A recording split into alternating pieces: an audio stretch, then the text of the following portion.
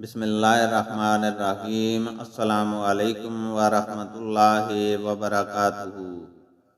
حدیث نبی صلی اللہ علیہ وسلم ہے، رسول اللہ صلی اللہ علیہ وسلم نے یوم عاشوراء کا روزہ رکھا تھا اور آپ صلی اللہ علیہ وسلم نے اس کے رکھنے کا صحابہ رضی اللہ تعالی عنہم کو ابتدائے اسلام میں حکم دیا تھا۔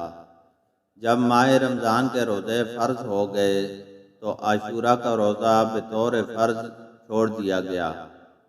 عبداللہ بن عمر رضی اللہ تعالی عنہما عاشوراء کے دن روزہ نہ رکھتے مگر جب ان کے روزے کا دن ہی یوم عاشوراء آن پڑتا۔ اللہ تعالیٰ سے دعا ہے کہ وہ ہمیں قرآن اور حدیث کو سننے، سمجھنے اور اس پر عمل کرنے کی توفیق عطا فرمائے، آمین۔